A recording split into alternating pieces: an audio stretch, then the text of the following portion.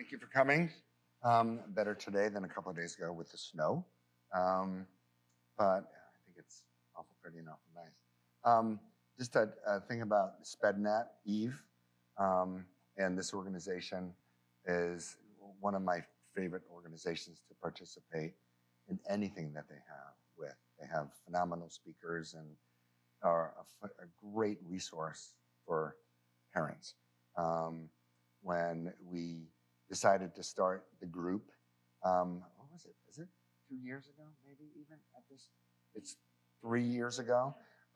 What it was is it gives parents an opportunity to come to a group and find that they are not alone in dealing with the issues that they are dealing with their kids, either blending a family that has neurotypical kids in it, then neurodiverse kids in it, or talking about parenting and issues between parents and issues between finding the right path to go with our kids. The opportunity to have a group of people to talk with. I am there and I am essentially window dressing because the way that the parents are for one another and the support that they give to one another and the help that they give to one another is really absolutely inspiring. So, in fact, the last time we had a meeting, there was a couple at the group who started to talk about how difficult it was for them to parent their child who happens to be on the spectrum and just being on the same page with one another. And Eve said, I think we should do a talk about that. And we're going to do this just today. So what we're going to talk about here is, again, what are some of the issues that are present in families of kids who have neurodiverse and neurotypical kids that make it way more challenging than we think it should be for parents to find out kind of the common ground and the way that they should address their kids and work with their kids and help their kids grow. And one of the complicating things is why? People in this room are educated, they're successful, they have friends, they've confronted problems before and worked them out. They've demonstrated we have demonstrated flexibility and resourcefulness. Why is it a problem with our kids that we get so vexed by what to do, that we have our own ways of thinking that this is the best way that we respond when our kids are in this particular mood, and then our spouse feels differently? How can things get so different and so complicated to people who are already good agents with their lives? Well, there's a gazillion reasons. And I have to tell you that most of the things in this presentation have come from the work that I've been lucky enough to be able to do as a school psychologist at the Eagle Hills in Greenwich and in Southport, that we have parent groups. And the parent groups are two of them. The one that met during the day was when moms would usually come. And then we had a special group at once a month at nighttime for dads. And listening to both sides of that, the moms talk about what it's like to be the mother, the primary care parent, and what their responsibilities are and what their challenges are, and compare that to what the dads talked about once a month on Tuesdays, and their role as sort of the alternate parent, primary care parent, and what it's like for them to come into a game that's already going on and they don't know all of the rules necessarily. And so what this is really a compilation of that information. And this talk is really interactive. If people have questions or comments, and I'm going to ask you for comments and things, please participate, because that's going to make it richer in much the same way that the people who talk in a group provide information for other parents that is really valuable and poignant. That's going to be helpful. Yes. What have I done? Is a little droopy? Oh. If you're going to take questions during it. Oh, good idea. Okay. All right. What we're going to talk about today are changing. I'm going to be moving. It is really hard for me to stand behind, as well, you can imagine. talk, but I'm going to try to stay on mic. If I'm not on mic, could somebody just raise their hand and say, get back to the mic more? We're going to talk about our changing roles as parents, because as our kids grow, obviously our responsibilities are different. The way that we are nurturing our kids is different. The goals and the way that we're nurturing our kids are different. So we're going to talk a little bit about that. Then the different roles of the primary care parent and the alternate primary care parent. And then the characteristic of our neurodiverse kids that can make parenting a challenge.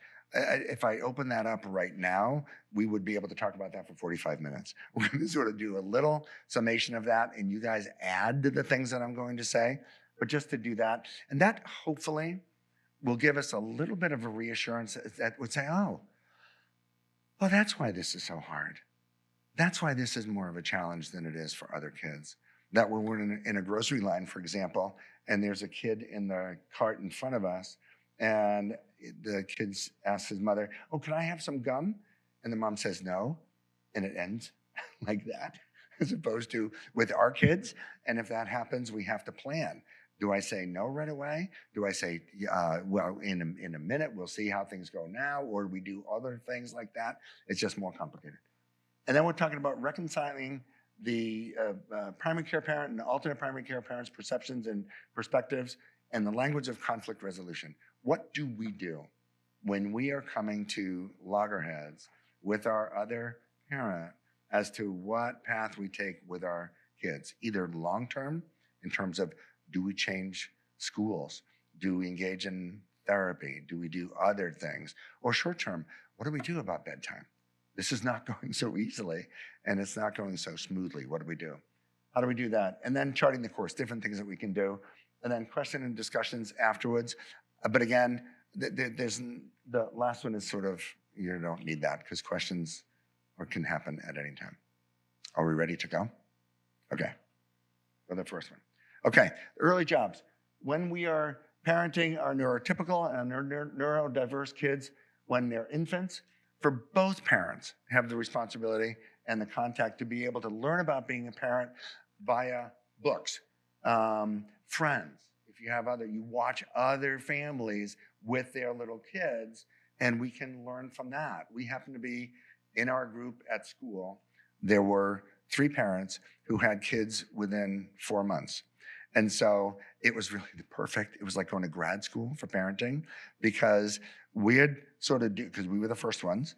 And so we'd muddle our way through, and our friends got a chance to watch our muddling and at least be prepared for those muddlings when they had it. And it turns out that the kids and the parents were friends all the way through for that. Our own parents either welcomed or not welcomed. Our own parents are resources for us to be able to learn some of the things that we need to do with our infants. Sometimes that advice is welcome by us, that we look to grandparents to be able to give us some guidance. Sometimes it's less welcome, maybe, when we are in the midst of a struggle with our kids, and sometimes our parents say, I don't know why you're struggling with this. All you have to do is this, and it's not so easy. But they're good anyways. Coffee clutches. Coffee clutches are things that used to happen more often than they do now. And what a coffee clutch was when we were kids was there was in our neighborhood of duplexes in Worcester, Massachusetts, and housing that was built for the vets as they were coming home from World War II. The moms generally stayed home and the dads generally worked. And there was a bread delivery truck that would deliver breads and pastries and those things. And once a week, the moms would get together at somebody's house and have coffee. And when Johnny Cushman was the guy, and bring pastries, and they would talk. And they talked a lot about kids. Because if you have a neighborhood, unlike the way it was at Eagle Hill, when we all kind of clustered, there were kids of different ages all the time. And it was an invaluable resource for parents to be able to talk with other parents of kids of the same age as theirs, and also older than theirs, and also younger than theirs, just to share that insight and experience that they've had. Siblings, if your siblings happen to have kids and you watch how they are dealing with their kids, that's one of the ways that we learn as well. And also from pediatricians, that when we have real questions about our kids, not just from a health point of view, but from the progress of their development. Pediatricians are ones that we oftentimes go to get some information. That makes sense, yes? Okay. And then the tricks of the trade, like things that we have to learn about feeding. That you may be able to read about feeding in a book, but every kid is different. But they all have idiosyncrasies. And I think one of the things that we learn over the first couple of months, I take that back, one of the things that our family learned, my wife and myself, was that that it doesn't work right away is not the end of the world because we have to get used to it. This is a learning process. We've never been parents before. And so what we have to learn is that to be a little bit patient. Bathing is the same thing. Diapering, stimulating how we play with our kids, what voice that we use that is maybe too loud and our kids get frightened by that, and which soothing sounds that we make. Establishing routines is really important. Soothing is important and entertaining is important. During this time, it is more likely that the parents can be at least in the same chapter, if not on the same page with their kids. Because their kids at that point as infants there's a limit in their responsiveness to us. And so whatever we are able to do with our infants as dads and as moms and as primary care parents as opposed to alternate care parents, that's going to be able to work out. It gets a little bit more complicated as kids get older. For the primary care parents, when we take our kids out, if we put them in a stroller and take them to a restaurant, if we put them in a stroller and go to the playground, one of the things that the primary care parent does is observe overall development. How does my kid respond to other parents who come in and look at the stroller or that? How does our kid respond to other kids?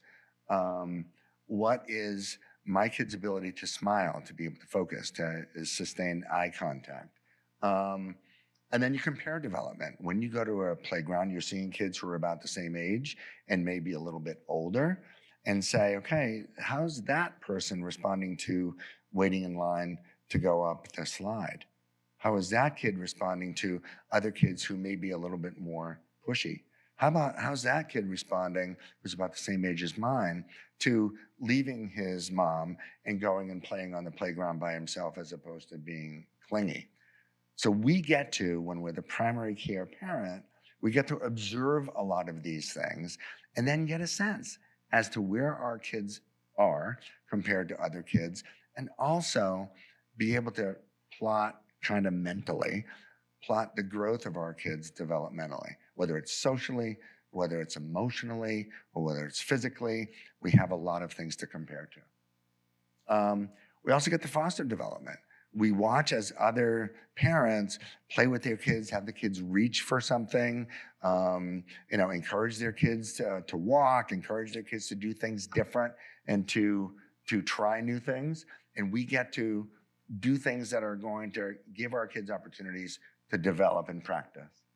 We promote communication in our kids before they are verbal, with their smiles, respond to their smiles, respond to eye contact, respond to reaching out when they go for hugs. Also respond if they're feeling anxious and they curl in like this. What do we do? How are we going to respond to that? And give them feedback that they are indeed communicating. Provide opportunity for social interactions. That's what we're talking about. Give opportunities for kids to be with other kids, and if there are no other kids available, to be with other adults and to engage them. It's frustrating sometimes when we see, knowing that, in our world, knowing how important it is that we engage with our kids, to see people who are taking their kids for a walk in a stroller and the dad or the mom is on the phone, instead of taking the opportunity to point out different colored trees or the birds over there, or to engage with their kids. That's a really important thing that we can do. And encourage family connections.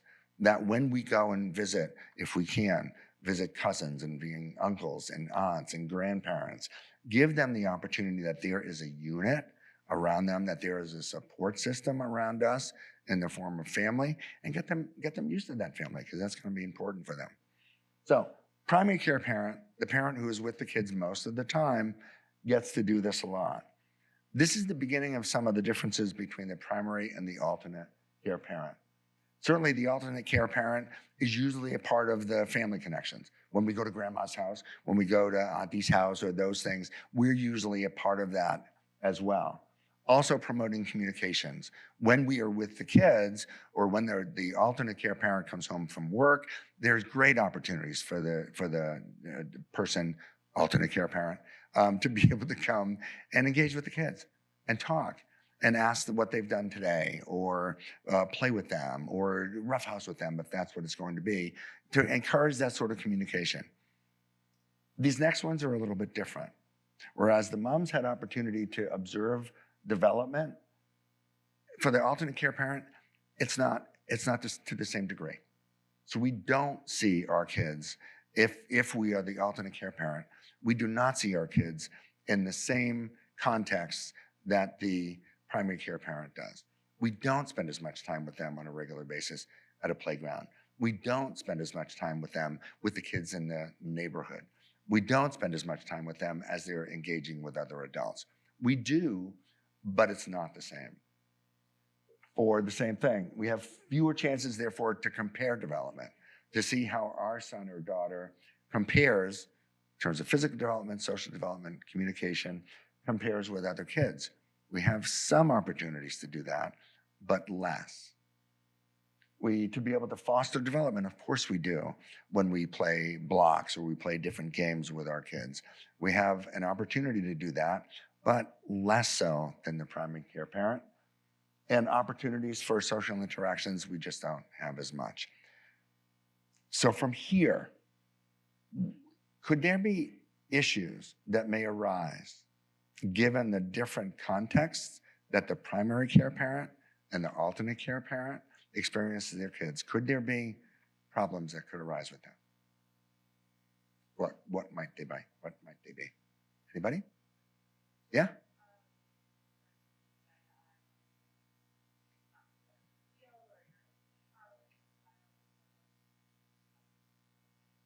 Absolutely. Yes, because of that more frequent observation that there can be a difference in the ways that the parents are going to respond to kids, oftentimes when the kids are in distress, right?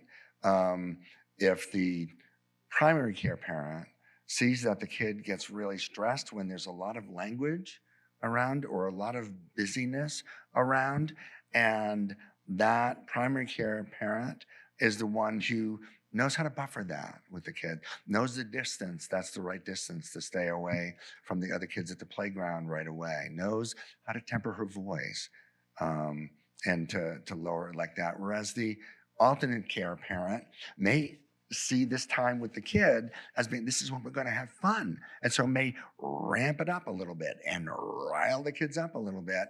And the mom says, oh, please don't. Oh, please don't do that, because I know what's going to happen if that happens. So that's right. Anything else?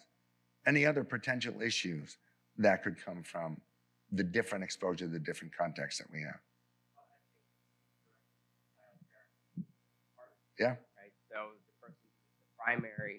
the person who's the primary, I think that's where we need to learn how to work together and speak to one another, because obviously the primary knows more. And so if they frame the question or their response inappropriately, it's almost an attack on their partner. And I think that's probably one of the more divisive things that can occur. Absolutely. No, I agree. You should probably do this statement, because this presentation, because yes, exactly right. That there is a different level of experience and exposure. At some point, that different level of experience and exposure may not lead to sort of knowing more and having the best look. And we'll talk a little bit about that later. But that the fact that there is going to be a difference, that the exposure and the experience is different, may make the suggestions of the alternate care parent seem to be a challenge to the primary care parent may seem to be a ridiculous notion to the primary care parent because of that experience that they have. And it may be contributing to the alternate care parent not contributing and not talking and not adding and swallowing that because, number one, I know that I have less exposure. And number two, the way that I am talking with the primary care parent doesn't seem to work that great. So I'd better off being quiet. When the alternate care parent is quiet, does that mean those concerns and suggestions disappear? Yeah, it stays here. And there's a bit of resentment that can build that, wait, this is our kid. How come I can't figure out a way to participate in the process of parenting? Yes? Would that ever happen, or am I speaking out of school? Is that not even close? Yes, in the back. In unique situations like when you're a single parent Yep. from the start and have to work, your only alternate care parent is a nanny or a daycare. Yeah. So then I'm working. How do I participate in parenting? And then how do I communicate feedback with the other quote unquote parent Yeah. who's either a daycare worker or a nanny or something else that's not a parent? So I think that, that is its own sort of dilemma. Yeah. And I wonder how you would reconcile or how this would be applicable if you have any, I guess if you have any suggestions. Sure. We're going to talk about that more at the end. But for a single parent, seesaws are really fun if you have somebody on the other side of the seesaw. But if you're just the only person on the seesaw, it doesn't work that way. It's not so much fun. And I think when you're a single parent, as much as sometimes the communication between parents with different perspectives and different perception as to what's going on, that can be kind of a fractious communication. It's a communication. And it's a feeling that we can sort of talk about other things and we both can learn from parts of that. We want it to be less fractious because you learn more if it's less fractious. But even then, you've got to learn something. It's a greater challenge when you're a single parent. And we're going to talk a little bit about that at the end. And if what I say at the end and what we're talking about at the end does not address that, could you bring it up afterwards and we can talk? Because other people may have that idea. Okay? Anything else on this? Where are we? Oh, did I change that? By accident? Or did it just change? Okay. Yes, this is when we find out that the different exposure and different experiences that we have with our kids are leading to some friction between parents, and there's going to be friction. There's going to be friction between parents all the time. I mean, in every situation. Not everybody is going to be on the same page all the time. Friction is not a bad thing in and of itself. Friction, when it alternates with time where there's not friction, when there's people, where the parents are feeling as though they're relatively in sync with one another, then the friction is tolerable. When it's all friction all the time, that's really erosive. And that can really get in the way of us being the parents that we need to be for our kids, particularly when we talk about our kids with neurodivergence, okay? So, it's best if parents can be open to learning from one another. So if we're talking about a dad who has a comment to a mom about something that he is seeing in the mom and kids interactions or the routines that they're setting up or whatever that's going to be able to find a way that communication can happen and not have defensiveness come in and not having sort of the blame come into those communications, that's going to be really important. There are going to be times when that's going to happen. We need to be able to recognize those times and use the tools that we're going to talk about later to be able to take a couple of steps back and then re-engage without the blaming and without the defensiveness. Does that make sense? Yes? Okay.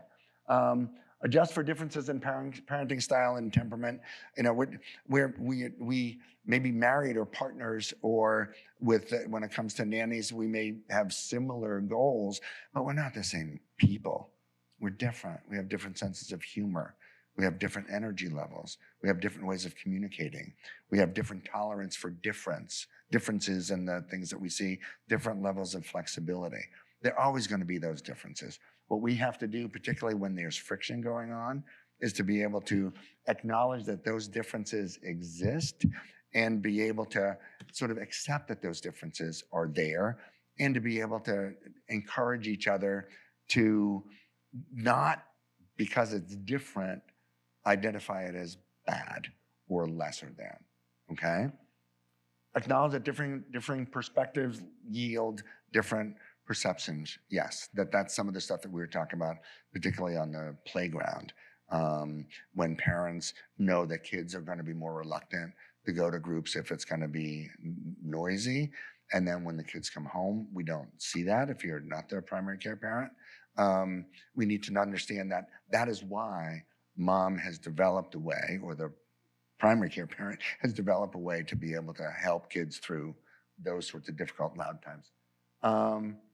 Open to constructive commentary from one another. That's when we were talking about that's really hard. When we know that the primary care parent has spent a lot of time with the kids and has probably had a long day, and we see something that we may have a suggestion about, we have to be able to, the primary care parent has to be open to those sorts of suggestions without being defensive. And the alternate primary care parent needs to know how to deliver that commentary without it being criticism. And again, we're going to talk about that later on. Practice active listening and using I talk versus you talk. Active listening is, it's a pretty crucial skill that we have when we work as parenting pairs, and when we work as in our jobs, or we work in a school and we're talking with our kids. Active parenting meaning that we have as our goal as a communicator in this dyad is that we want to express that our goal is to understand what you're saying, not just for you to understand what I'm saying. So if you're listening actively and you listen to the comment that or the content of what your partner is saying, it is really important to acknowledge what that content is. Whether you agree with that content or not is irrelevant. What we want our partners to know is that they've been heard. And also, active listening involves the emotion as well. If there is content that's being delivered by the alternate parent, that is anger or sad, acknowledge those emotions. Wow, this is really hard. You know, this really makes you angry when, and then state it back what sorts of things happen. Okay, so active communication is really good. I talk versus you talk. When you say things that what your perception is and what your experience is, as opposed to you talk, which is you do this and you do that. When you point a finger at somebody, when you use you talk, it sets them up to be defensive. When you use I talk, it's going to allow them to feel not attacked and open to the things that you're going to have to say. Is that clear? Does that make any sense? That's kind of an old concept, and so I think I just wanted to mention it. And accept different temperaments and different parenting styles. I don't know if you can read this, but the kids are asking, the mom is saying Tion, which is to help them spell. Then it says, so if she's the momtionary, is there such a thing as a dadtionary? Oh, sure. Oh, why don't you ever use it? Dad, do you know how to spell European? European? You should know that one. Oh, that's why. So there's different styles. Okay? Now we're going to talk about our kids, our neurodiverse kids. I'm sorry, this is probably done. Does anybody in the audience have a kid with neurodiversity, which is a learning disability on the spectrum, those things? Okay, what we're going to talk about are, the things that we're going to talk about now are characteristics of these kids that make the job of parenting differently challenging, let's say, okay? When our kids are challenging to soothe, when there seems to be nothing that we can do that is going to help our kids not cry or not be agitated or not be so quick to be frustrated and angry and temper tantrum. And we try firmness, and we try coddling, and we try low voices, and we try loud voices. We try a variety of different things, but nothing seems to help our kids soothe. When our kids have unpredictable sleep patterns, food tolerances, and tactile sensitivities, when we don't understand why we put a t-shirt on our kid and it's like it's like they're being tased. They can't stand it because it's a tag on the back of it. Or if the sock doesn't fit exactly right, then they have a difficult time with that too. Yes, in the back. Hi, Robin.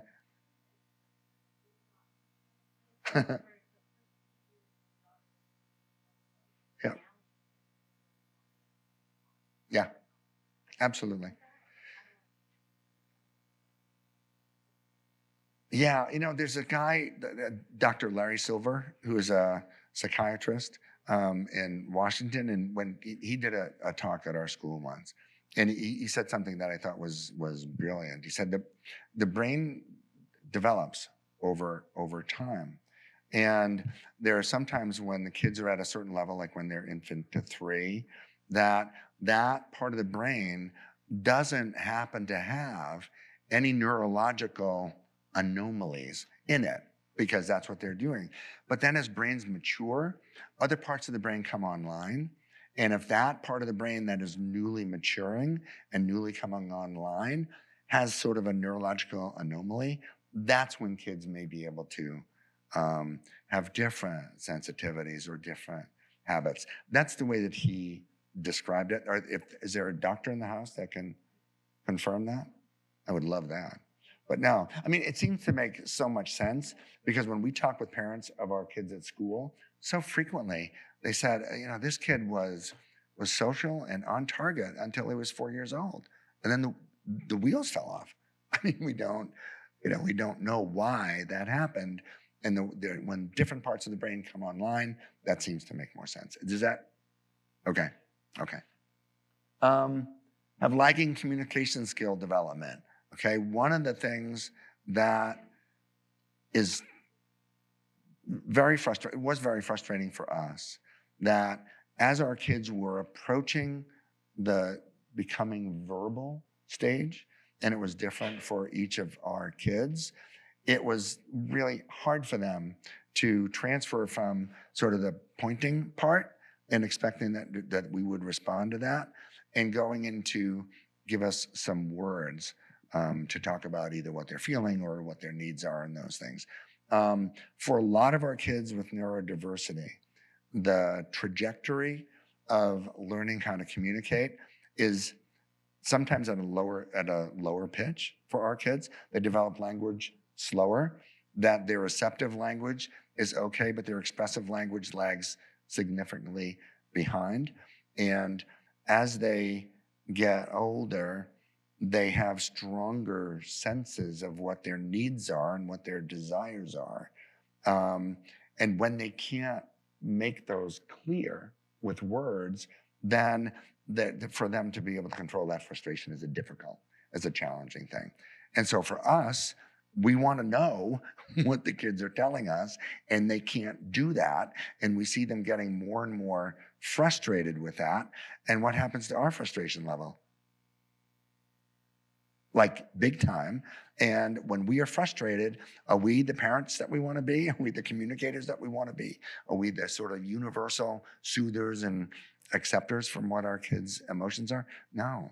So that frustration that can build from the communication difficulties is significant. Idiosyncratically responsive to parents and siblings. What that means is we don't know for our neurodiverse kids, for some of our neurodiverse kids, which kid we're talking with.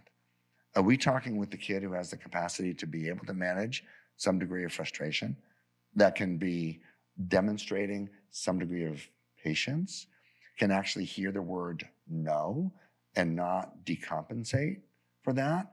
Is it going to be the kid who's going to be able to delay gratification? Or is it going to be the kid if they ask for something or make their needs known and they're not responded to right away, they dissolve, they explode, they have a tantrum, they attack, they can hit, they can do whatever those things are. And that's between the interaction between the kids and the parents, but also between the kids and their siblings and the kids and other kids at school as well. So they're just an unpredictable and idiosyncratic way that they are responsive to other people. They seem behind other kids socially, physically, and emotional.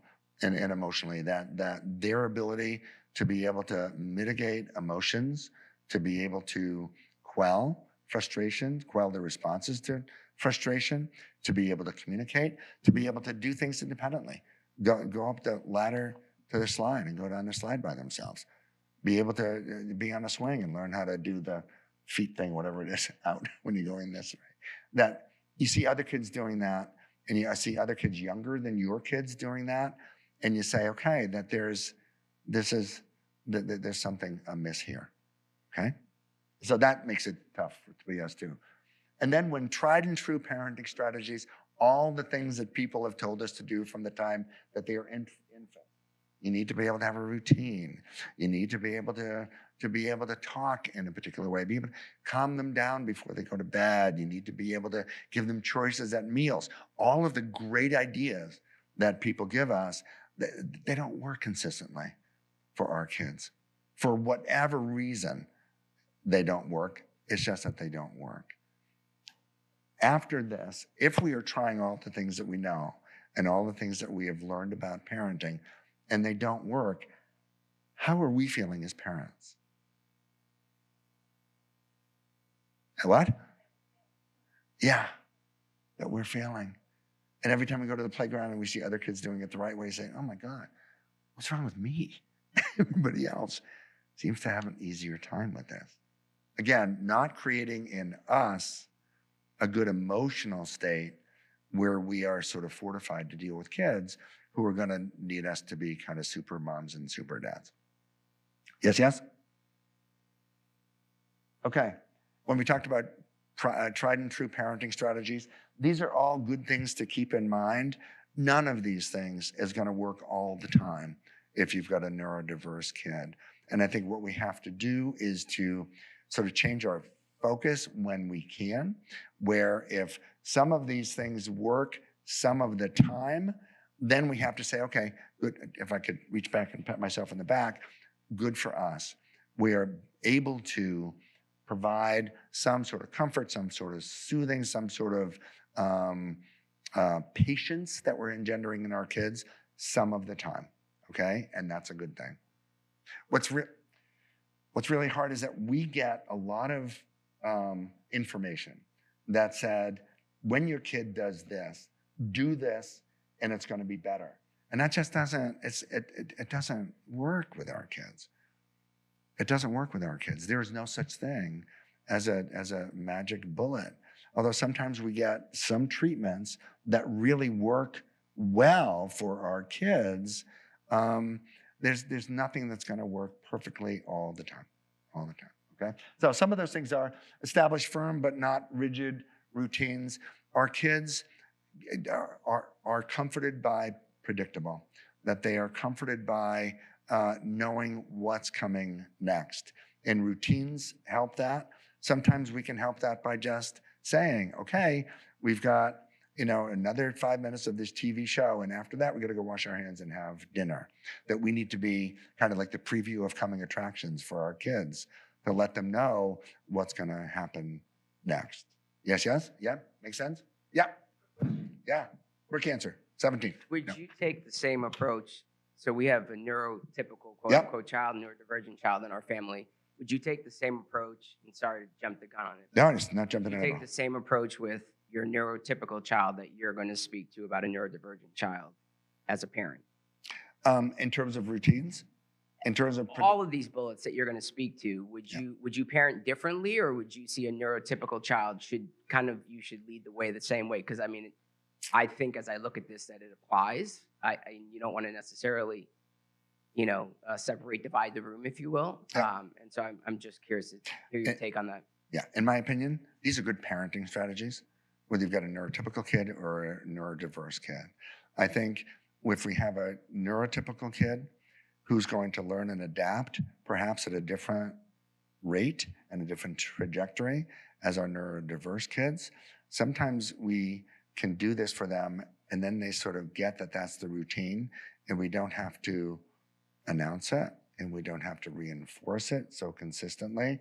For our neurodiverse kids, we need to learn about them more. We need to learn how much we need to keep that structure pretty clear and evident and repeated in order for them to be able to manage their behavior within these parameters. And then once they get that, we can sort of move the parameters out a little bit and maybe not repeat it so frequently and maybe not have it be so firm. And we can do that. For neurotypical kids, their ability to sort of veer and then come back on their own, veer like when the bedtime time changes, when the meal routine is different, they can veer and then come back, okay? It's much harder for our neurodiverse kids to be able to veer and then come back. And so all of these are good parenting strategies. They need to be applied differently to our neurodiverse kids. And another thing about this, when we do these things and our kids are compliant or they're moving toward compliant, we need to be reinforcers like you have never been reinforcers before, and responders like we've never been responders before. That when our kids are approaching success, or maybe they're just a little better than when they were at their worst, kids need to hear that. Positive reinforcement, acknowledging positive change in our kids, that's gonna help them move in the direction that we want them to do, not reminding them of the things that they're not doing well. That's a basic, okay? Does that make sense? Okay, thanks for that question, that's a good one. Son of a gun. Focus on and reinforce the bejesus out of incremental positive changes. If there's any parenting strategy that I have learned from our attitude toward our kids at school, at the Eagle Hills for School for Kids Who Have Learning Disabilities and Attention Deficits, it's the power of positive reinforcement. Positive reinforcement not only increases the likelihood of positive behaviors repeating themselves, but it fortifies the kids. It helps them to believe different things about themselves from what they were believing when things were not going so great, when they didn't know how to really comply, and they really didn't know how to manage their behavior, and they didn't know how to do their homework, and they didn't know how to sit down for a time and stay focused. Every time that we give positive reinforcement to incremental positive change, it allows kids to develop a different sense of who they are. That's the gospel, I think, for me, right there. That makes sense, yes? Okay. Guide and acknowledge contributions by all members of the family. This is when it gets a little tricky if you have a neurodiverse kid and a neurotypical kid, because you're a member of the family, you deserve and earn and need positive reinforcement and attention from the parents. That if you have that little handout, Julie has that handout, where is it? This thing here talks about how in families, our neurodiverse kids require a lot more attention and different amounts of time. And when we only have so much time ourselves, when we give them the time that needs, it means that the other kids in the family who happen to be neurotypical are not getting something. And when we talked about the neurotypical kids being able to veer away from structure and then come back, they can veer away from and go through stages when they're not getting so much attention, but they need it at some point.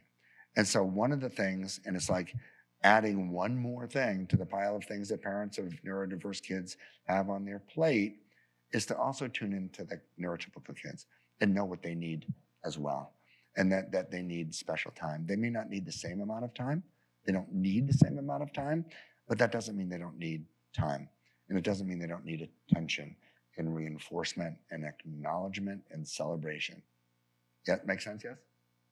Okay. Where are we? Set attainable goals for our kids. Is that a question? Go for it. Yeah.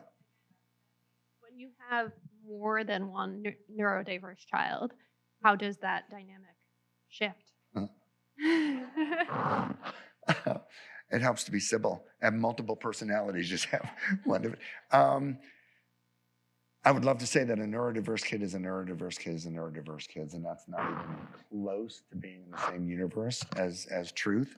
I think what it means is, if we have a partner, whether it's a nanny or a partner that lives with us and co-parents with us, it's really important that we have a similar view of what the needs are of each of those different neurodivergent kids. And sometimes it would be great if we can be two parents with each kid, so that we have kind of a tag team with them. A lot of times that's not going to work. So sometimes we need to divide and conquer.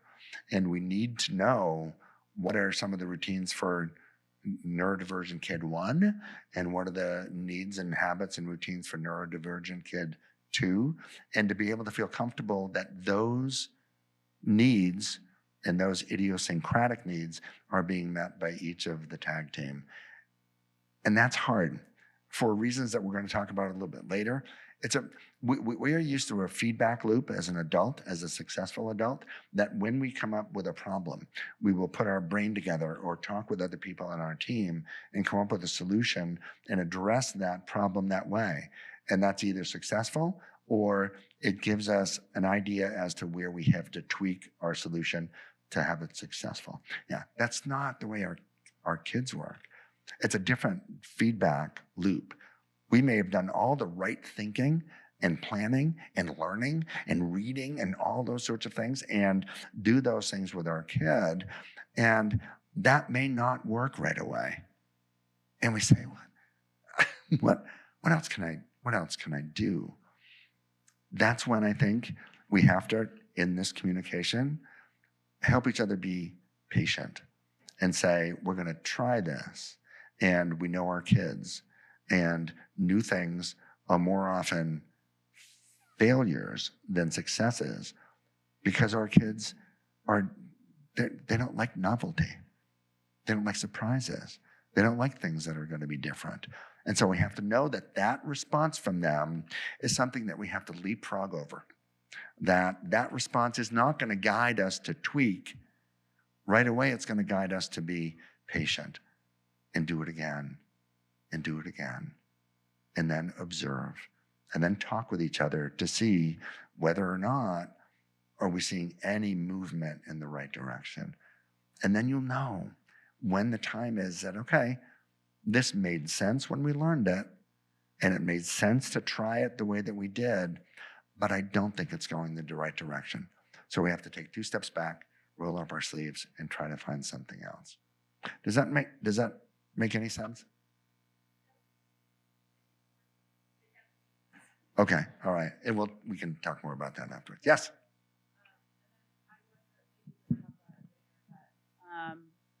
For the siblings of the kids Yep. who need the different strategies, and the frustrations that they might feel like, we're always waiting on this person, or now we can't do this because they are acting this way.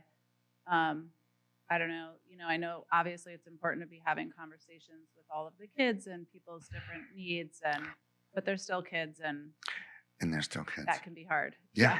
And if I did that, I'd be in my room for a week.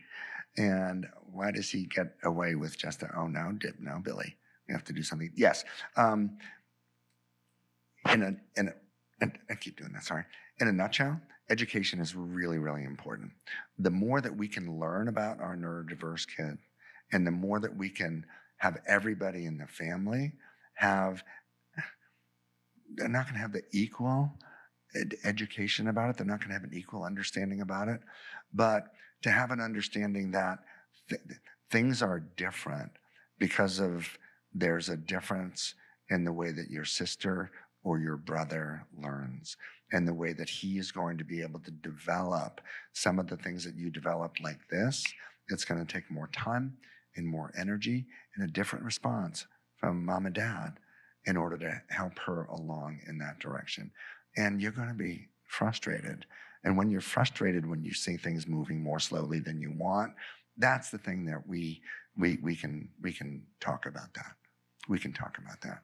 So education is really important about that. I just want to say something Yep. about the sibling stuff. So Yes. Dave has done a presentation for us about siblings. And when I send out next week this presentation, because everyone will get a copy of the video of this presentation, we'll also send out a copy of your Yep. sibling presentation. Sure. And I think that can be, it can be helpful. We used to do the sibling things at school. We'd have the brothers and sisters of our kids come to school for a night of pizza and a movie, essentially, and then a small group things. And our kids at school were irate that what he gets or she gets to come for pizza and a movie. And the reason that we did that is to be part of that education, part of letting the kids. There's a movie called How Difficult Can This Be? Rick Lavoie, he did a video on the experience of having a learning disability, and it was done in the late 80s. And so it's a great video.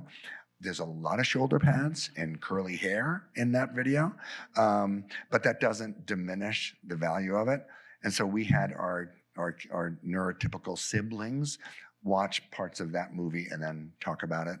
And then we had them come together to talk about what that experience was. So yes, education is key. And that wouldn't be a bad movie to put down on your list. It's called How Difficult Can This Be? And it's Rick Lavoie, Lavoie. Okay?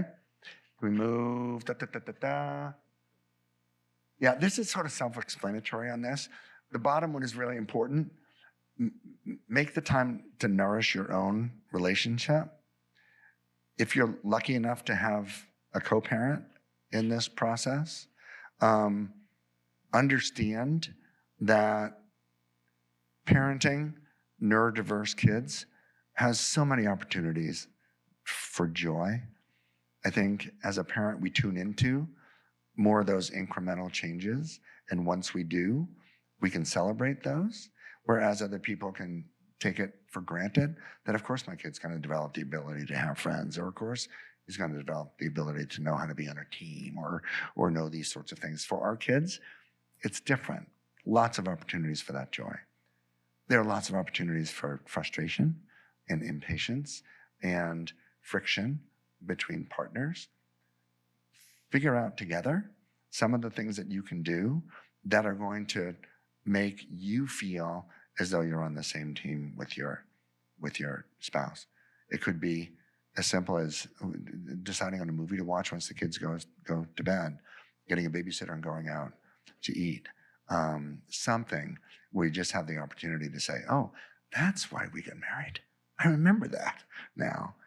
Because we're not showing ourselves always, not showing the best face of ourselves always when we're in the middle of the friction that comes with parenting our kids. Does that make sense? Okay. Next. Okay. This blah, blah, blah. It's the same thing. That when our kids have a sort of a different developmental trajectory in these areas, it's hard. Our kids oftentimes have school troubles.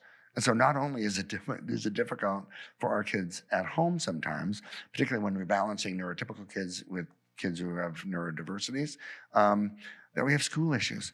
And we have to navigate, what's an IEP? What's a 504? What are all these things? We have to learn a different language in a different world. And that's hard. And that's what you call Eve and Robin. And a group like SPEDNAT can really help us navigate that process in a way that we really need. But again, if we're in a situation where we get called by the school and we have to come into the school and we hear these things and there's a problem and we don't know what to do about it, again, it is a blow to our parent self-esteem. It just is. And when we feel inept and inadequate, and we're going to talk about emotions in a second, that can lead to hard things. Okay, that makes sense over here, right? I'm going to go a little bit fast because I thought we'd be done in an hour and a half. We're not going to be done in an hour and a half. What did I do? What did I do? Hold on. Please work. Yes. Okay. All right. These are some of the things, again, and talk with the moms and the dads at the dads group and the support groups that we have at school and here too. These are some of the things that are difficult, sort of focal points of some of the difficulties. The first one is fostering independence as opposed to promoting dependence in the kids. What dads say, what alternate primary care parents say, is that when they see their kid with their mom, they see a mom who is so engaged with the kids and successfully fending off meltdowns, successfully fending off tantrums, successfully avoiding areas of conflict with the kids when it comes to eating at the table, when it comes to staying at the table, when it comes to allocating chores. We see somebody who is really, really involved with that. And sometimes the dads feel like, wait, let's let him try it on his own. Let's let him do some things. Let's let him see if he can get used to the way that everybody pitches in around dinner time, that somebody sets the table and somebody clears the table and somebody does that. Let's see if we can bring him to a playground and not be the one who is always at the swing or not always with the kids all the time. Let's see what happens when we do that. And so there's one good observation about let's see if we can promote independence. And there's one great action that knowing the kid well knows the different things, the different props, the different buttresses that we need to give the kid in order to help him stay on an even emotional keel. Both of those things are right. Where do we meet? Where do we meet? A rich discussion when the discussion can be free of blame and defensiveness. Okay? Does that make sense? Okay. Same thing for level of expectations. I want and I think that our daughter can be able to do her homework without us standing over her shoulder, asking and responding to every single question. I believe that. And then the other one says, you've never seen the tantrum that ensues when I leave my daughter's shoulder when she's doing her homework. I think that we should expect that she can do it more independently. I think you're out of your mind because you don't see what happens otherwise. Conflict area ever? Is this close here? Okay. Distribution of parenting responsibilities. Who does what? Who's the put to bed guy? Who is the sit next to the kid at mealtime guy? Who's the homework guy? Who's the this? Distribution implies that there's a shared kind of responsibility as opposed to, glad I'm the alternate primary care parent and the other, my wife or my dad or my husband are doing all these things on ourselves. When there's the distribution doesn't have to be equal. It has to be what is perceived as fair by both times. Coming to that point is an important thing.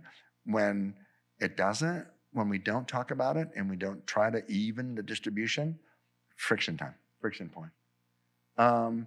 Distribution of attention toward the other siblings, that's what we're talking about too. That sometimes when we have the luxury of being able to divide and conquer, we can say, okay, this is the time when I am going to go with neurotypical kids. Don't we talk about our kids as neurotypical at home? The neurotypical kids, and you are with a neurodivergent kid. This is what we're doing, and that stuff. To be able to share, to be able to give attention to both sets of kids. Dissemination of parenting advice, how we talk with one another is important.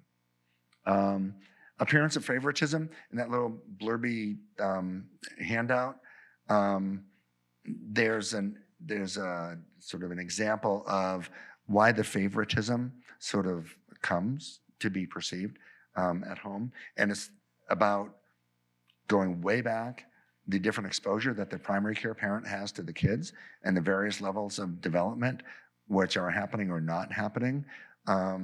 There's a different relationship between the primary care parent and the neurodiverse kids. And that leaves that there's an opening for less of a connection with some of the other kids, perhaps. Parents of favoritism, keeping pace with the Joneses kids. That is, not just because we're in Fairfield County, but maybe a little bit because we're in Fairfield County, that we're exposed to the kids of a lot of different people. And we see the golden boys and the golden girls who happen to have all the words, and they happen to have a lot of athletic talent, or they can sing like an angel, or they play an instrument beautifully. They seem to have a collection of friends. They seem to be easy around adults and around other kids. We're exposed to all that, and it's really hard to not compare what it's like to be a parent of our kid compared to what it's like to be a parent of their kids. And there can be a bit of parenting envy at this point. Like, wait, what? That parent is with her kids at the playground and she's sitting on the bench reading a book?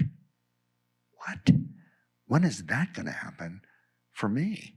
Sometimes the automatic pilot thing for us and our neurodivergent kids seems way, way, way, way off in the distance. And that's hard. Any comments about that? No? Yes? Go on, Cynthia. When you see that happen and your kid is 19 and they tell you it's going to be better when she turns 25. Yeah. You're just like, oh my God. Because the other kid's going to college, doing everything, and your kid's just stuck in your house. Yeah. And you have to accept it. Yeah. We have to change our hope horizon. Yes. You have to change your hope, your vision. You have to just accept how your kid is and not compare with your neighbor kids.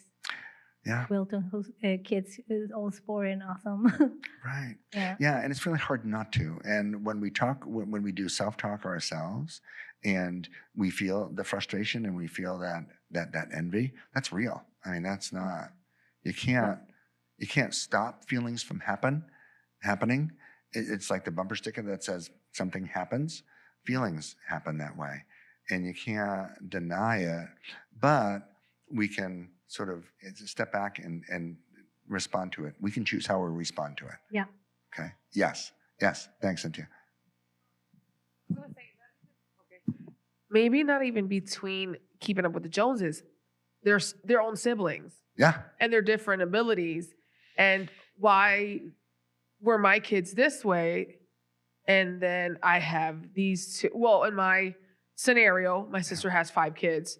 The first 3 appear to be okay. No diagnosis yet. No and diagnosis-free kids. Good. The last 2 twins are on the spectrum, varying spectrum because they're completely different, albeit they're twins. Mm-hmm. And we've had this conversation where she's like, where did I go wrong? And why are my kids, my first 3 were okay. And now I have these 2 kids. And I'm just like, it's different, and I'm just sitting here like, oh my God, I know, I live it. I don't have them, but I would be not the alternate parent, but the third participant third to their, their ordeal. Aunt But parent. I've seen it with her, and I'm like, she doesn't even have to go far.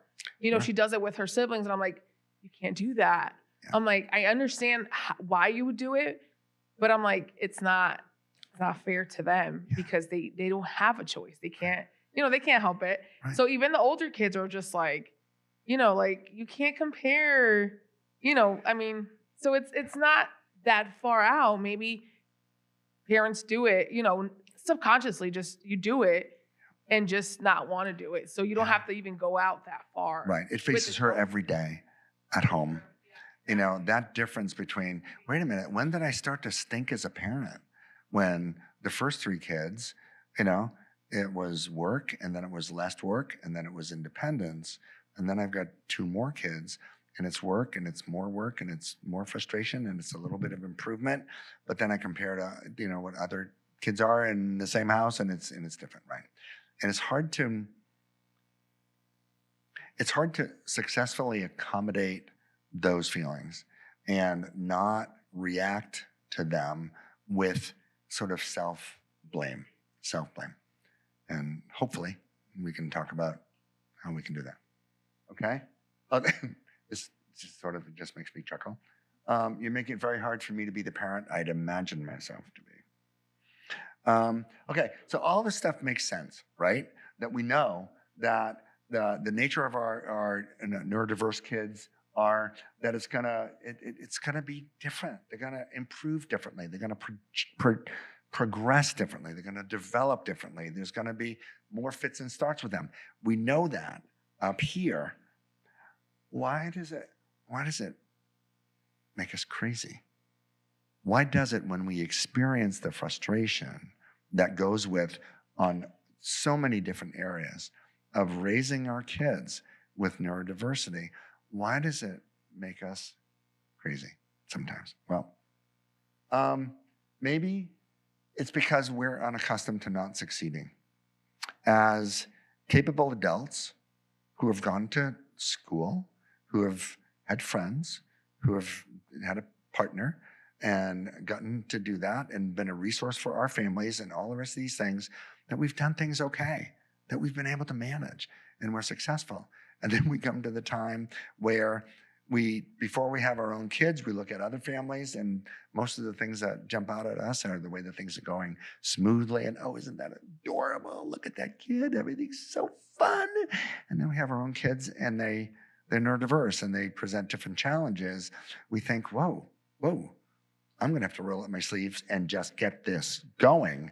And when you roll up your sleeves and you try to get this going, it doesn't move as quickly as you want. It doesn't move sometimes in the direction that you want. And it doesn't make us feel good. It doesn't make us feel very good. And that's hard. And we're used to a more predictable feedback loop. That's what we were talking about before. That when we identify a problem, when we analyze it, when we come up with a solution and we apply that solution, we're used to seeing some success right away. That doesn't happen so much with our kids. We need to be differently patient. We need to be differently, available to tweak and to understand that.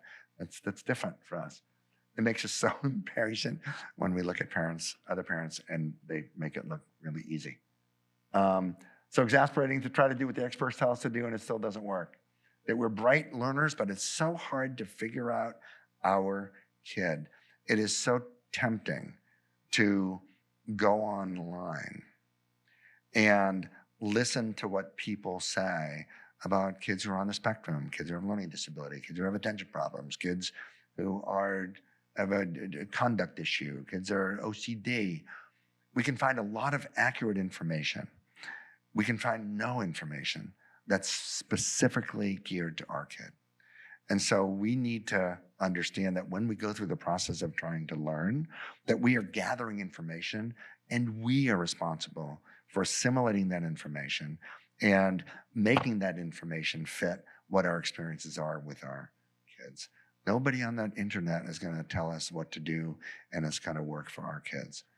They're going to give us suggestions. They're going to give us stories. And we're going to read those stories and see some of the things that are similar to our own situations, and then be able to pick and choose from that and try and be patient with it. And maybe with patience, we'll begin to see positive results.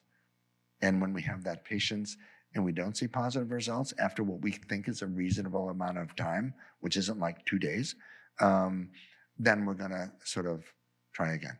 Look at the information, reassimilate it, reanalyze it, reapply it to our own situation, and try again. You know, it makes us sad to remember that we used to be such a good team. That before kids, you're not parents yet, but husbands and wives, or husbands and husbands and wives and whatever, you get married for a reason, because you like to do similar sorts of things, and you thought each other was funny and creative and interesting and smart. And then come kids, there's no manual for that. And then you get the kids, and it doesn't feel the same way as it did before kids. With each other. I mean, obviously the time is different, but with each other, there's more friction. There's sometimes less understanding. Sometimes there's less flexibility. And sometimes you think of, oh, it was kind of nice back in the olden days. And then family dynamics. And this is what this sheet is here. And if you look at all this, I'm going to go to it. I didn't think you could really read it, which is why I the library made the copies of this. What this essentially is a couple of different scenarios. These are not the only scenarios, whatever they are, that talk about what can happen when there is a neurodivergent kid that comes into the family. The different connections between moms and dads with each other, different connection between moms and dads with the neurodivergent kid, different connections between moms and the neurotypical kid or kids in the family, and why that happens, and how it can lead to situations that feel really, really difficult to be able to manage. Okay?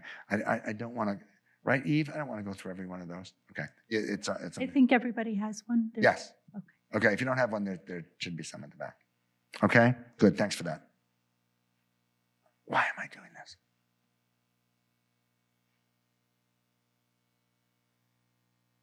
Okay. These are some of the things. Well, not so bad. These are some of the things that we can do when we feel as though the situation with our family, managing a kid with neurodiversity, feeling sort of less inept about dealing with that. Ept has to be a word if it's inept. Less able to rise to the challenge of our kids. We want to be able to do something about it. Okay, so we're going to talk about some different things that we can do. When I work with kids at school, we talk about emotions. Can you believe that? And the way that sometimes the kids' ability to understand and manage these emotions can get in the way of them being positive learners, them being good friends, good teammates, good all of that stuff, good siblings and everything else. The one example that I have in mind, I was walking down in the curriculum center at school, and we have some cubbies, which some kids would go to if they were having trouble or they need some space to do homework or whatever. And I saw one of my kids in there, and I said, "Oh, Steve, what are you doing here?" And he said, "I punched Isaac." And I said, "Wait, let me get this straight. He's like your best friend, and you punched him?" "Yeah, and he's in the nurse's office." I said, "Okay, so you really punched him. What happened?" "We were playing box ball, and I went to pick up a ball, and I took my eye off the ball, and I stepped on it and fell on my butt. And everybody started laughing, and Isaac was closest to me, so I punched him." I said, What happened?" I said, "Well, I get mad. I said, "Okay." This is when we talk about scratching off the anger. And that anger, that he had a feeling when he fell on his butt after stepping on the ball, but it morphed into anger. I said, "What was it like when people were laughing at you?" I said, "Oh, I was embarrassed." Actually, first he said, "I was really mad." I said, "Okay, get rid of what was it when you fell and people laugh at you?" "Well, I get embarrassed." I said, "Okay. Have you ever been embarrassed before?" He said, "Yes." I said, "What are some of the things that you did?" He said, "Well, other times I would go, 'Oh, dude, that was really coordinated.' And then everybody laughed and I laughed with him and it was fine." I said, "Okay, maybe if you identify the feeling that you were feeling in the circumstance and responded to that instead of the anger that it kind of morphed into, you wouldn't be sitting here in the cubby for the next 3 juice breaks because you clocked your best friend.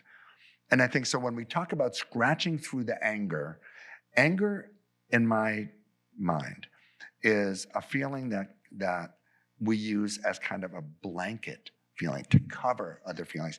Embarrassment is a horrible feeling to have. It is.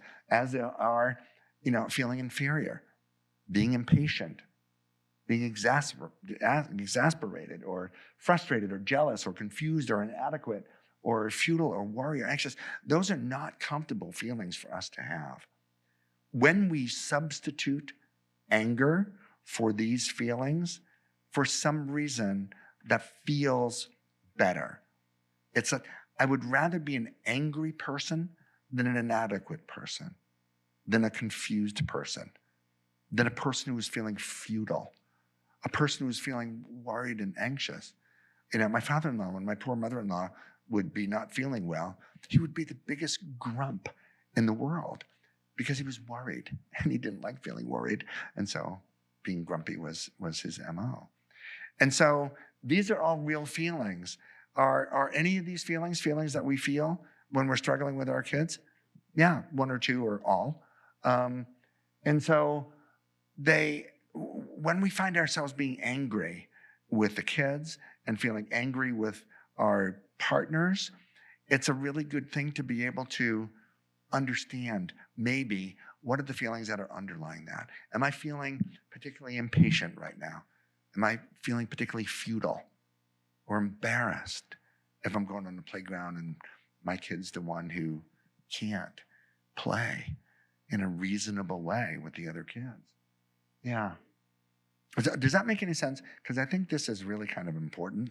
Because I think when we talk about conflict and we talk about anger being part of the communication that happens in conflict, I think there's a lot of feelings that are underlying what that anger is. And I think one of the tools that we can use when we are talking with one another about this, whether it's, they're going to yell at me for breaking their mic, whether it's the nanny or somebody who we're co-parenting with or our co-parents, to be able to understand that these feelings are real and legitimate. Emotions kindled by parenting our kids, pretty much all of those. Okay? And so, one of the things that we can do when we want to work in better partnership with our co-parent is to be able to understand what the emotions are that are being kindled or engendered by our experiences with our neurodiverse kids, okay? So one of the things we have to do, don't apologize for discomforting feelings, articulate them, say it. Don't say, oh, I'm sorry for feeling this, or, I shouldn't feel embarrassed, or I shouldn't feel futile, or anything those. Say it. It's really hard for me when I do what works for you as a parent, and I do the same thing that you do, and it doesn't work for me. It is so frustrating, and it's so embarrassing to see you be able to do it, and I can't, or vice versa, that you're able to do it, and I can't. And I feel embarrassed at that. And I also feel jealous that, what the hell? How come you can do it, and I can't? As opposed to, this is the stupidest technique I've ever heard in my life. Why would you even think that's going to work? Be able to understand those feelings that are underneath it, okay? And see what it is. Feelings happen. Understand that those feelings are real and they're going to happen. We can't stop them. Somebody used the analogy that, okay, I'm going to tell you what not to think about. Do not at all costs think of an ice cream cone right now. What's the image you just had in your head? It was an ice cream cone. You can't do it. Feelings are kind of like that. Our experiences are going to engender feelings. Embrace them, articulate them, and understand that they can sometimes lead to other responses if we don't consciously try to manage that response. Yes? Makes sense? Okay. Gotcha. Getting grip. Develop and practice our own affective vocabulary. When we work with kids in my world, one of the things that we want to do, particularly those kids who are more volatile emotionally and behaviorally, is to be able to help them use words to mitigate those feelings, to communicate those feelings. That when we have peewees, and before they can be verbal and before they can feel good about their ability to communicate, their frustration level can really skyrocket. And they can have tantrums and those sorts of things too, until they can get the ability to really express these feelings in a good way. What we have to do is to be able to punch up our own affective vocabulary when it comes to our experiences, our emotional experiences of dealing with our kids, okay? Affective just means emotional vocabulary. The expressive vocabulary, part of affective vocabulary, is the different emotional gradients. You know, so what's going on right now? I'm mad. I say, really? How mad are you? I'm mad. How mad? Just mad. Okay, are you annoyed? Are you furious? Are you frustrated? Are you irked? Whatever. Get a range of words to be able to describe your feelings so the person that you're speaking with can have a better handle on where you are, where this person that's talking with you, where you are, so I know how to respond to you better. They know that better if we can more precisely describe the feelings that we're feeling. Does that make sense? Okay. And then receptive is understand what our partner in this communication is feeling too. So tune into not just the content of what they're saying, but the tone of voice, the volume of the voice, the body language, the eye contact, the eyebrow shape. This is mad, you know? And know that when this person is talking with you who is going through these feelings and trying to manage these feelings in the best way that they can, understand that they're feeling them and acknowledge them. Yes, yes? Okay? Try to anticipate your partner's emotional response to the topic and use those words. When you think it's been a really long day for your partner and she is talking about something that was the last straw that put him or her over the edge, we can not say, that wasn't a big deal. What's your problem? Or if you do say that, have armor on, because the person you're talking with is going to want to hit you with something really hard. Be able to talk about the feelings that are going on behind this conversation. As the person is describing something that is very meaningful for him or for her, to be able to acknowledge the feelings that are likely underlying the degree of this emotion. Yeah, that makes sense to you? Yes? Okay? This makes me chuckle. These are all real, by the way. I've heard every single one of them. Which of these is the best way to start a good conversation about parenting? Can you read them? Okay? Every single one of those I heard in either my parent groups or in a parent conference or in a dad's group. And those are the things that come out of these are the things that come out of our mouths when we are exasperated, when we are feeling futile, when we are feeling frustrated, when we are feeling inadequate. And there's a lot of blame in here, a lot of blame, sort of trying to identify the problem, but in a very blaming way. Not exactly the best way to be able to start a conversation that you want to be productive. Done? Okay? Talking the effective talk. Okay? Practice the active communication skills that we were talking about before. Okay? Let your partner in this conversation know that your goal is to understand what he or she is saying. Okay? Once that is communicated, then you can take the step to having yourself be understood to a newly enlightened conversation partner who really wants to understand what you're saying. When that happens, the conversation is going to be better. Not perfect, but it's going to be better. And one of the things that is sometimes not helpful is that if you find that your partner is not being a good active communicator, to tell that partner that they're not being a good active communicator, that doesn't really work. The best that we can do is to model that. that we can do our part to set the communication off on the right track, right? To do that first step. And try to do it and not sound like you have psychologist anywhere close to your name, because that's what I get from my wife when I'm adopting that.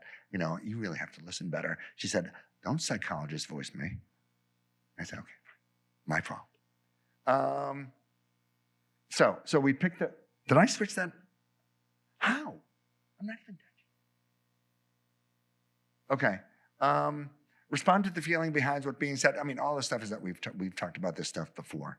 You know, understand that the content that you're listening to is being undergirded by feeling states.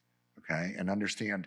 And the one before, when we talked about all those good ways to start a communication, was the top one on the left was, do you think that I was all fun and games for me at work? And then the other one was, do you think it was all fun and games for me at home? And yeah, I understand that this stuff is going on. All right? So respond to it. Affective matching is try to not mimic or imitate the feeling on the other person's side, but to understand and demonstrate in your own tone of voice some of the things that those feelings are. Yes, go ahead. I will take it the wrong way. No, I won't. It sounds like everything you've said thus far, especially in the last few slides, is essentially how we should parent our children and how we should approach our children. Yep. So essentially, we just need to take that and apply it to our parenting with our partner. I mean, that's exactly what I'm hearing here. These are all the things that I want to do with my kids. Yes. Yes. Am I simplifying? And am I oversimplifying things? No.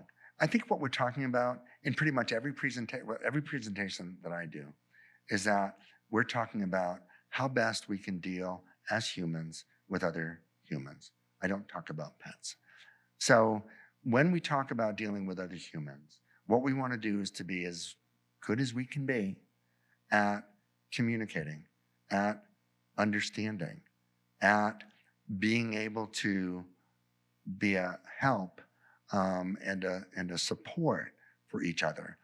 That's what we want to do for our kids as they're growing up. That's what we want to do for our teachers. That's what we want to do for our baseball team. That's what we want to do with our chorus. That's what we want to do with our band.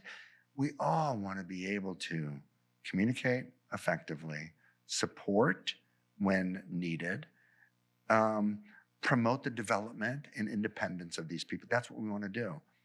Yes, it's the same thing that we want to do with our partners. The stakes are different. The stakes are different. We have the overlay of when we're talking about our partner. I will absolutely get your question in a second.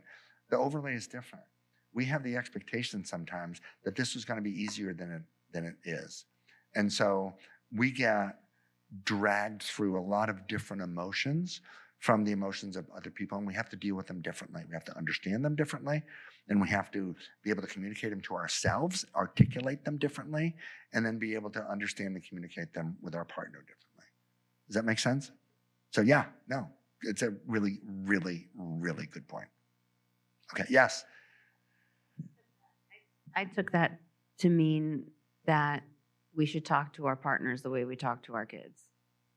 And maybe I'm oversimplifying, but I think that there's an expectation that your partner knows all this stuff and your kids don't. And so what do you suggest in those circumstances? When we talked about family with neurotypical kids and neurodiverse kids, one of the key things that we can do in that family is to educate everybody in the family so that everybody is dealing with the feelings and the experiences of what's going on in the family with a similar information base. And so if we're talking about two people, one of whom has come to a different place in understanding the best way to communicate with one another in a friction-filled situation, then it's important that when you pick the right time, whenever that was up there, to be able to talk about that using I talk, you know what? It's really hard for me. It's really hard for me when I'm frustrated and I hear accusations and I hear things that make me feel as though I'm to blame. I, me. You're using I talk as opposed to you talk. That could have been said, I feel upset when you blame me for doing this and you try to blah, blah, blah, blah, blah, all that stuff. So if one person knows that and does it, that's a really good thing. That person in this conversation can emerge from that conversation feeling better. Remember when we talked about reinforcing incremental changes? If I choose to communicate differently with my partner and I am successful to a degree in having that communication go well, I can feel good about that regardless of whether or not my partner has locked on to that particular situation. I'm modeling it first. And then if there's an opportunity to talk about how the conversations can be difficult and we can help with that education to the other side, or maybe ask questions to the other person to see if they can maybe understand things differently, that's a good thing. But the first thing we do, if we're the only one who understands it first, that's okay. We can model it, okay? Without being kind of supercilious, if that's the right word, and superior when you do that, because then you'd be accused of using your psychologist voice, and that's not fun. Did that answer, sort of? Okay. All right, on to the feelings, blah, blah, blah. Pick the best time to talk. You know, this is what we talk about when we're talking with our kids too. It's the same thing as talking with our parents. The less heat, the better. When we're really angry and we really have no access to those feelings because the anger is too deep to be able to scratch off, may not be the best time to expect that we're going to engage in a communication that's going to be effective, okay? Sometimes you need to vent, and understand that it's a vent. It's not part of the problem-solving things. It's a vent thing. And when you're going to be venting at this point, announce it. You know, I'm just venting right now, but, and then do it. And the other person, newly enlightened, is going to understand that, yeah, you're letting go some of the blanket feeling of the frustration that you're feeling from one thing or another, okay?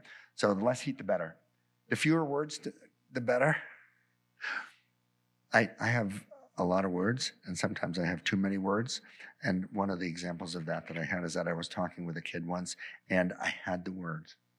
I articulated what I wanted to say about this really complex issue for this kid, and I nailed it. And I wanted to make sure that the kid got it. And I said, okay, that was a lot of words that I just used. You know, can you tell me back what I just said? And he said, did you know that you have one gray hair in your mustache? That's the God's honest truth. And I said, okay, less words. Let me chunk it differently and use less words. So, and that's a long time ago because there's no black hair anymore. The fewer eyes, the better. Kids are really affected by conflict between parents. That is the biggest duh that I've ever said, but it's true. There are going to be times in vivo that we're going to feel strongly, that we're going to want to correct, that we are going to want to discuss and to engage. When the kids are there, it is best if we can wait for a time when the kids are not there and not hearing. Kids hear and they absorb feelings, even if they're not absorbing content, and that can be kind of destabilizing for our kids. And so there are going to be times that that's going to happen. You're not going to punish yourself for that, but as long as it's good to be motivated to avoid those times whenever we can. Yes, makes sense? Okay, the lower the volume, the better. Yeah, keeping our voices low. And if we find that our partner's voice is getting higher, it's probably good for ours to stay even. Again, with the idea that sometimes in a discussion like this, modeling is a good technique to use. Okay, clearly identify the problem to be able to talk with your partner about what the issue is. If the issue is about having the neurodiverse kid contribute to the family chores or those sorts of things. Have that be the problem that you focus on rather than when are you going to allow this kid to do something independent and to grow and to be mature. That may be an overriding feeling that you have. To start with that may not promote the best conversation, okay? Focus on the problem, identify that first, and then hopefully that can, when you come to making a plan, you can talk about how we're gonna help independence. Yes, I'm asking for a friend. yes. What have you ever heard of if a kid is increasing the volume, right? You're saying the lower the volume, the better. But if the kid is at a ridiculously loud volume, No. and then as a parent, you match that volume because you know the kid's not going to like it. And the kid starts screaming, I don't like that. I don't like that. And then you stop and you say, well, I don't like it either. Again, asking for a friend. I don't like it either when you do it. And Right. then that gets the kid to kind of like snap out of it. Yeah. What is the trauma that you're doing to that kid? It's not if that's the I think approach that you're taking. I think that's a for my friend. tool that you should have in your toolbox when you're dealing with kids. I think we are a better engager in these conversations when we can be the model for the positive as opposed to matching the negative. That said, there may be a time when all else fails, and when you match that volume, it can be startling to the kids. And when they're startled, then you may be able to ratchet it down. It isn't a technique that I would use on a regular basis. It would be one that I would use sparingly, but one that you have. Does that make anybody else have comments about that? Yes.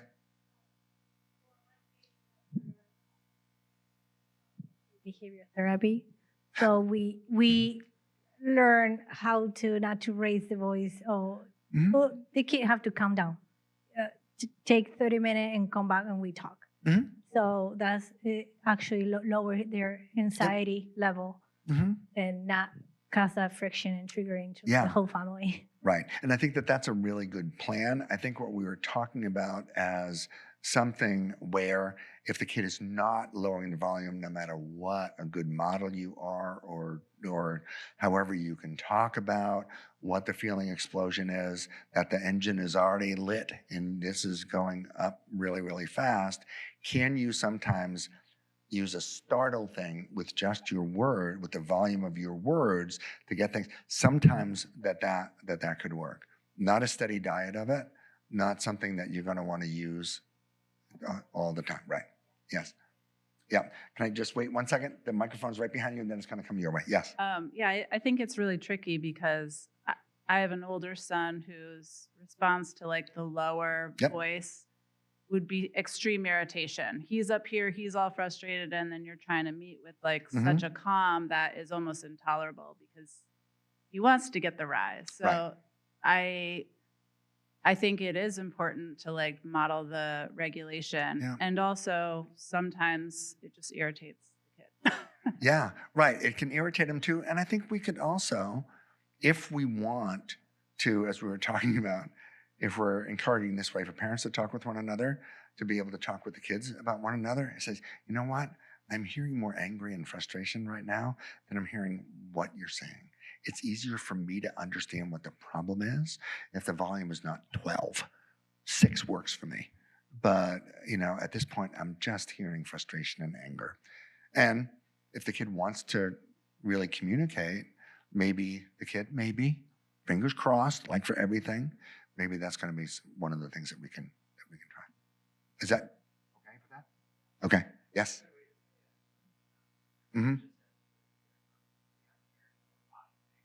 Yeah. Yeah. Because for me, it's true. And I've got, a kid who has just lost it in my office, and, so I can't, deny it. I'm just going to say, I can't wait till you can talk at a lower volume so I can really understand what's going on here. Because right now, all I'm hearing is just like Niagara Falls of anger. It works. Yeah. Yeah. No. Yep. Good. I'm glad. Yes. Yes. Yes. I have a young adult, she's 21, ADHD that still has emotional regulation issues.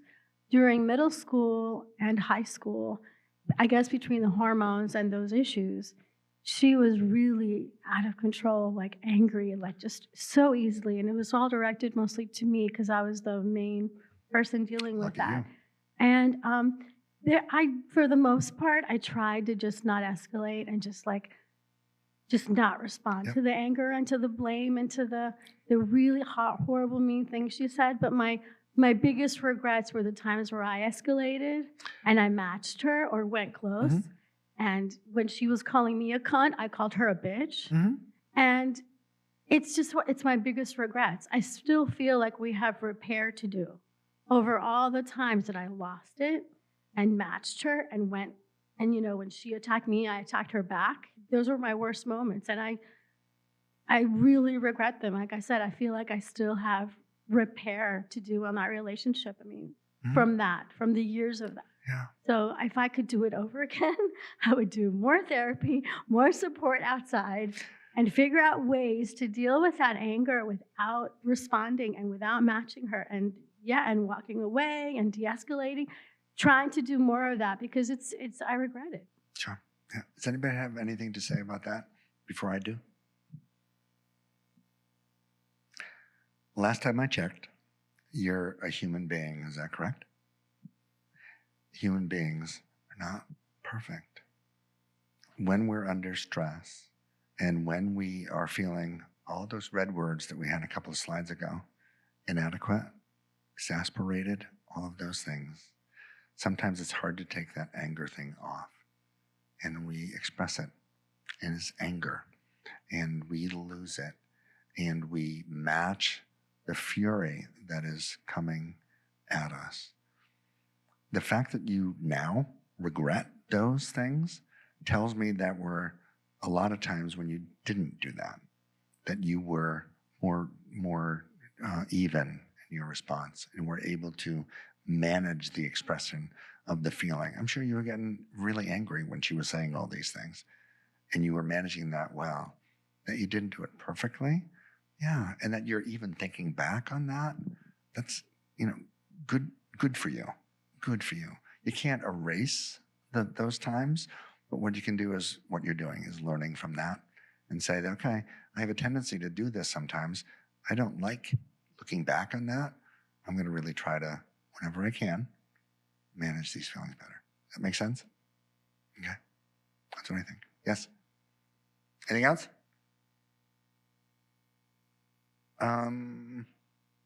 Okay, talk about observables rather than opinions.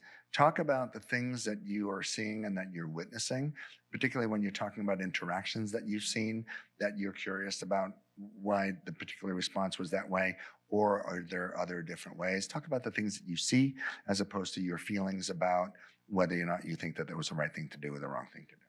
Make sense, yes? Staying calm. How about that for the perfect next slide? Staying calm breeds being calm on the other side, okay?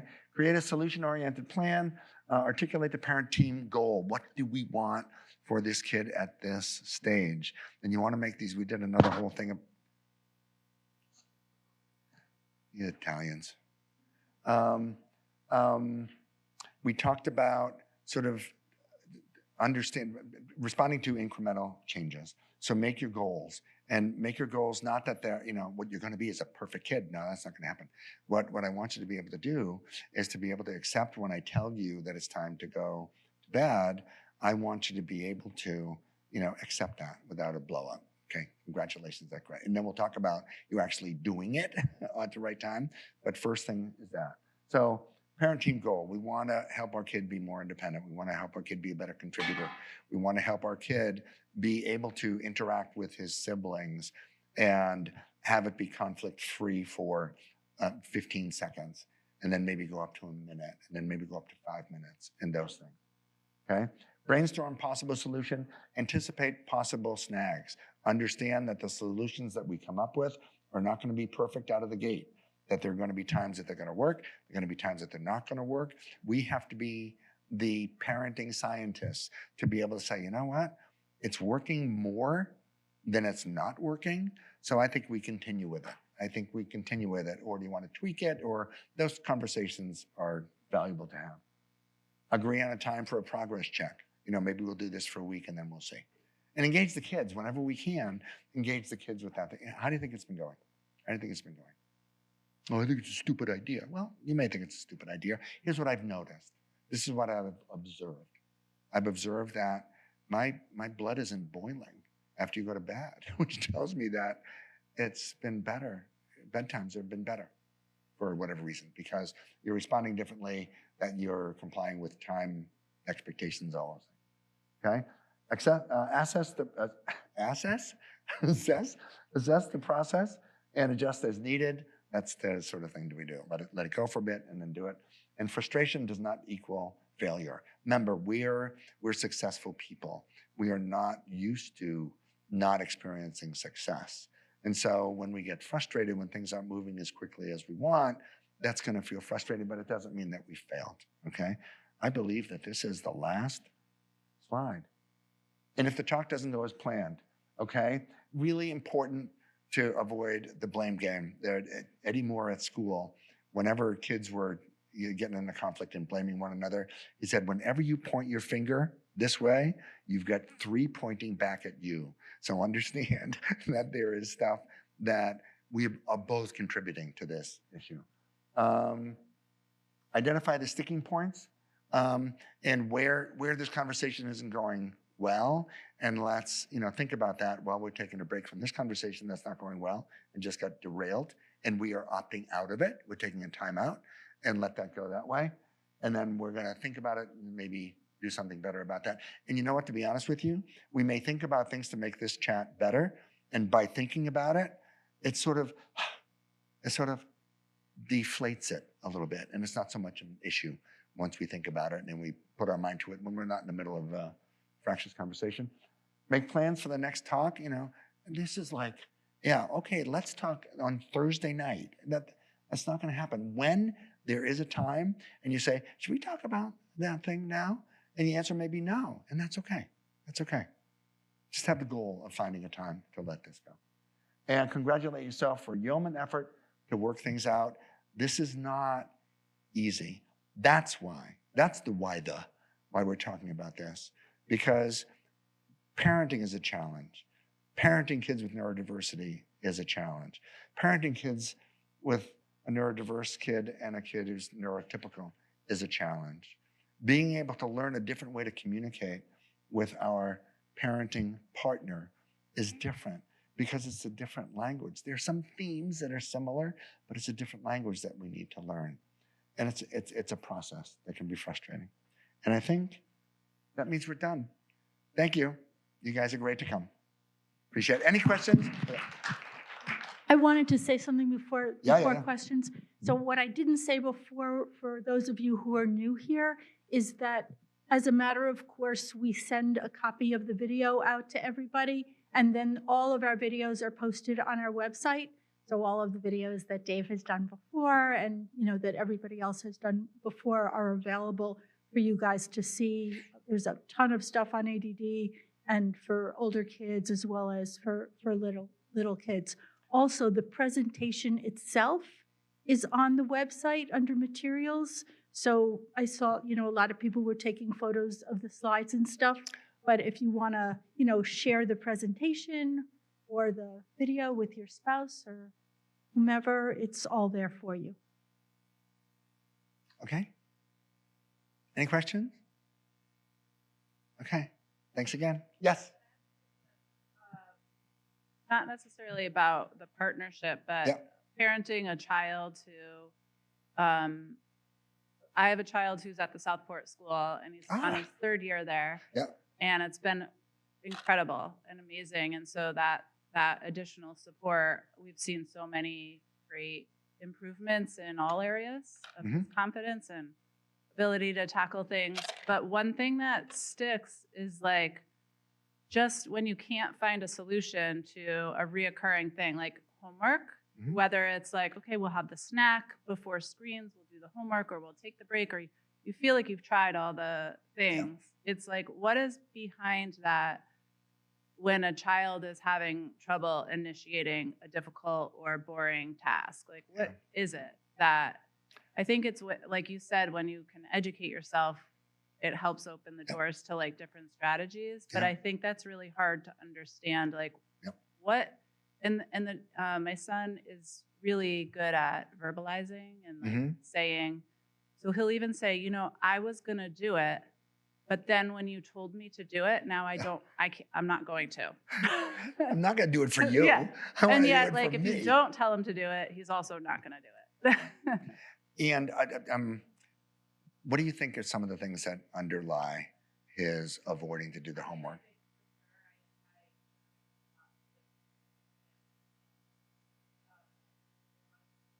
Yes. Yes.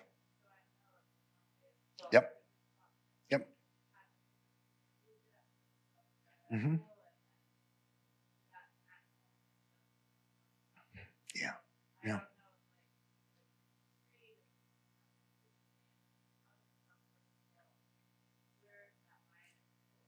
Yeah. Yeah.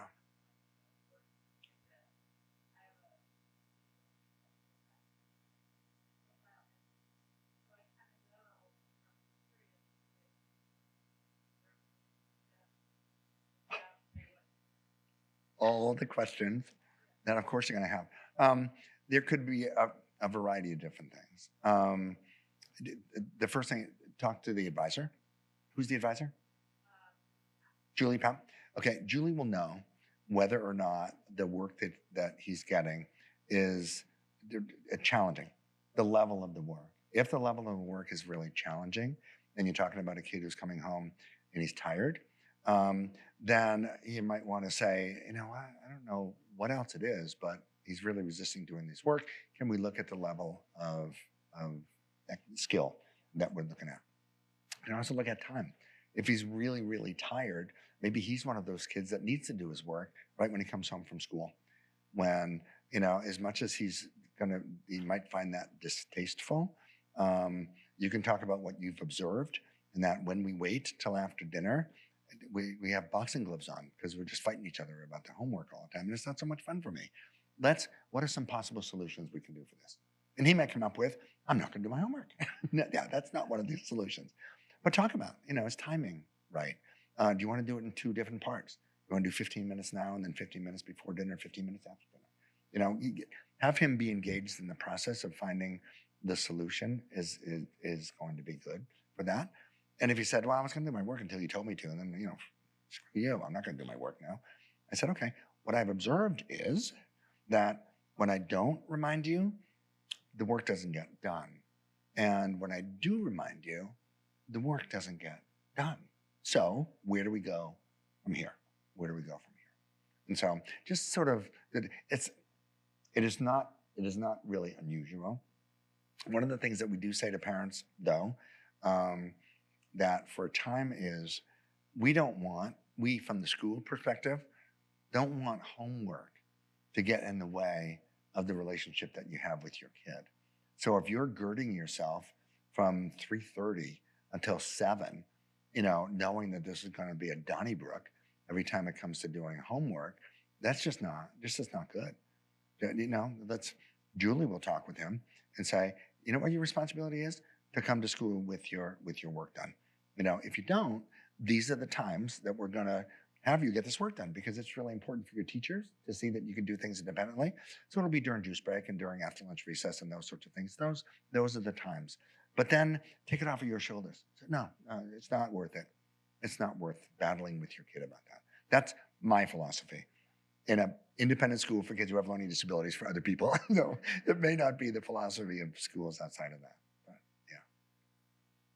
yeah. Okay. All right. Thank you, guys. Thank you so much. Appreciate it.